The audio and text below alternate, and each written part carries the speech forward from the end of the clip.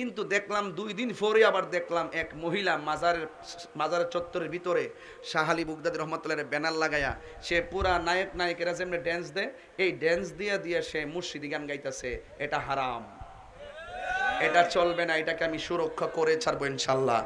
আল্লাহর মাজার হলো পবিত্র একটি জায়গা, এখানে জিয়ারতের জায়গা, এই জায়গাকে আমরা বেহায়াপনা দিয়ে লুণ্ঠিত করতে দেব না। কথা বলেন ঠিক না বেঠিক? আপনারা কি আমার সাথে আছেন? আপনারা কি আমাদের সাথে আছেন? এই জন্য হাত দিয়ে উঠছে না কেউ? আরে সারছে রে তোর এলাকার তো দিয়ে যেভাবে চলে রে, একটু হাত তোলেন, হাত তোলেন, হাত তোলেন, হাত তোলেন। এইভাবে মহিলাকে যদি সরাসরিয়ত বহির্ভূত বেপর্দাভাবে বেগানা পুরুষদেরকে দেখাইয়া আল্লাহ মাজারে যদি এইরকম ভাবে করে, এটা কি বলি আল্লাহদের অপমান হয় না? এটা কি আমাদের সুন্নি জামাতের অপমান হয় না?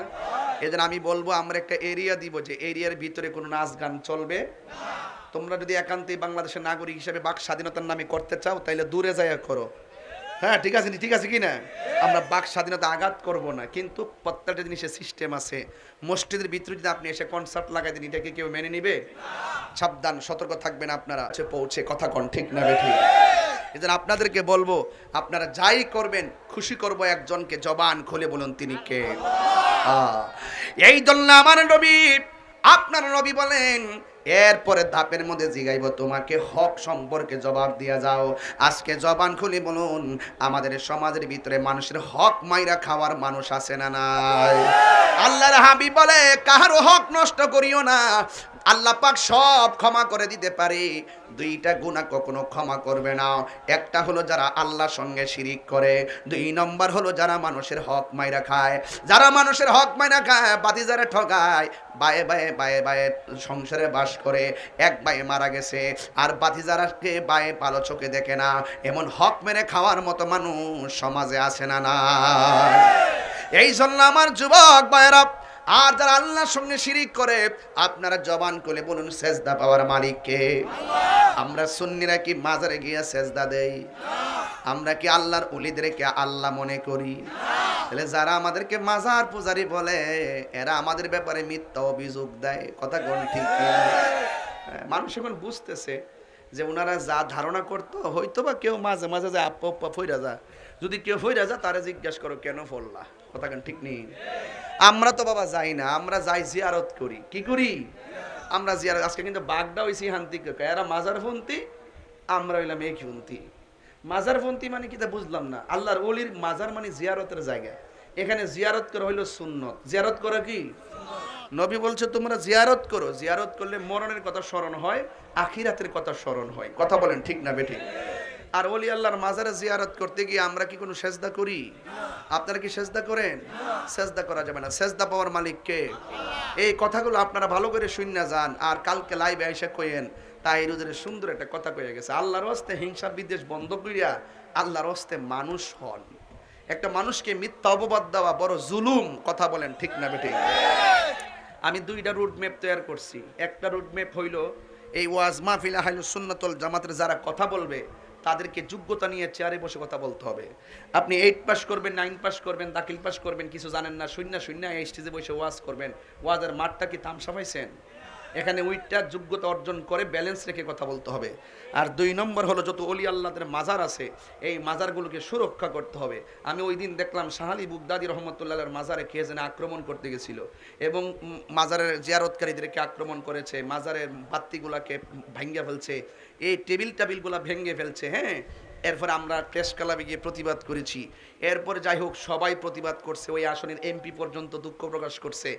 কিন্তু দেখলাম 2 দিন পরে আবার দেখলাম এক মহিলা মাজারের চত্বরের ভিতরে শাহ আলী বুগদাদি রহমতুল্লাহের ব্যানার লাগায়া সে পুরা নায়ক নায়িকেরা যেমনি ড্যান্স দেয় এই ড্যান্স দিয়া দিয়া সে মুর্শিদি গান গাইতেছে। এটা হারাম, এটা চলবে না, এটাকে আমি সুরক্ষা করে ছাড়বো ইনশাল্লাহ। আল্লাহর মাজার হলো পবিত্র একটি জায়গা, এখানে জিয়ারতের জায়গা, এই জায়গাকে আমরা বেহায়াপনা দিয়ে লুণ্ঠিত করতে দেব না। কথা বলেন ঠিক না বেঠিক? আপনারা কি আমার সাথে আছেন?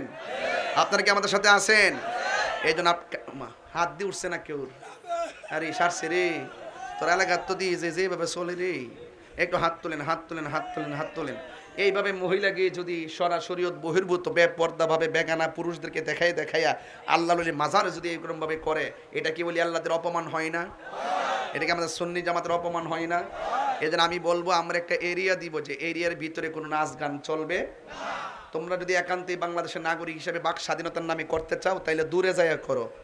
হ্যাঁ ঠিক আছে, ঠিক আছে কি না? আমরা বাক স্বাধীনতা আঘাত করব না, কিন্তু প্রত্যেকটা জিনিসের সিস্টেম আছে। মসজিদের ভিতরে যদি আপনি এসে কনসার্ট লাগাই দিন, এটাকে কেউ মেনে নিবে?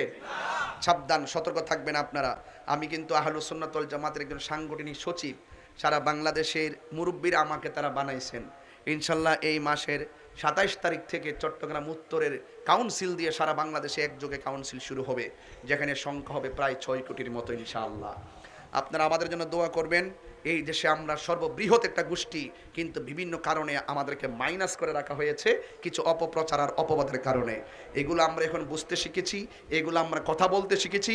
আমরা সত্যকে প্রতিষ্ঠা করার জন্য দেশ এবং ধর্মকে সুরক্ষা ইনশাল্লাহ আমরা আমাদের তরিকা পন্থীরা একটা ফরম্যাট এই দেশে তৈরি করব, যেখানে কোনো মারামারি থাকবে না, কাটাকাটি থাকবে না, থাকবে শুধুমাত্র ভালোবাসা আর সম্প্রীতি। কথা বলেন ঠিক না বেটি?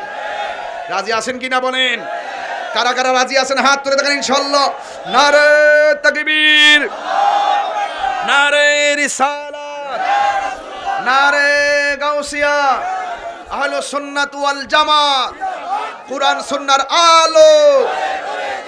সবাই খুশি হইছেন তো? সবাই খুশি হইছেন তো? তাইলে শিরিকের গুনাহ আল্লাহ পাক মাফ করবে, মনে থাকবো। আর একটা হলো আত্মীয়তার সম্পর্ক ছিন্নকারী। এই মাসের মধ্যে আমার কাছে তালাকের ফতোয়া আইছে 2-3টা। আমি রাগ করে কইয়া লাইছি, মোবাইলে দেলাইছি, 1 কথা 2 কথা 3 কথা কইয়া লাইছি। আমার কাছে আয়া পড়ছে। আমি কে পাগল, যদি ঘরের মধ্যে আগুন লাগবো নি? লাগবো, তুমি লাগাইছো। হ্যাঁ, এইরকম ভাবে বহুত ফতোয়া লইছে। আত্মীয়তা ছিন্নকারী, আত্মীয়তার সাথে সম্পর্ক ছিন্ন করা যাবে।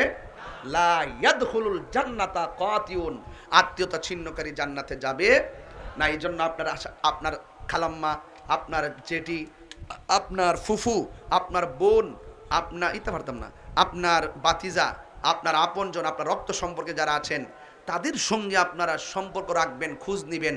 গোশত যে ফ্রিজের ভিতরে ঢুকাইছেন, বোনের বাড়িতে ভাড়াইছেননি, খালাম্মার জন্য ভাড়াইছেননি, মামুর জন্য ভাড়াইছেননি। হ্যাঁ, কি কথা ঠিক আছে নি? আপনার কালকে দেখছি ফ্রিজের ভিতরে এমন ভাবে ঢুকাইছে, ছবিতে আইছে আর কি ফেসবুকে।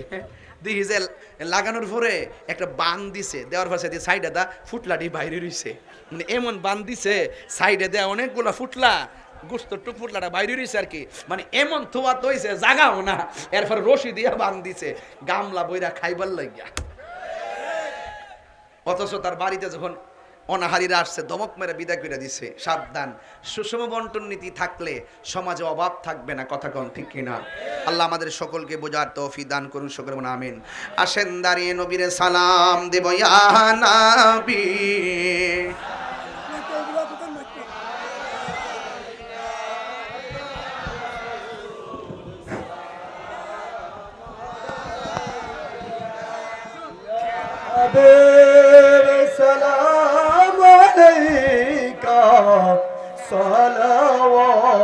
সালাওয়াতুল্লাহ আলাইকা হাবিবি সাইয়্যিদি ইয়া রাসূলুল্লাহ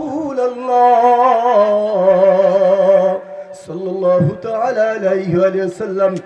ইয়া হাবিবাল্লাহ হে রাসূল, সালাম লাখো বার মুরাত সবার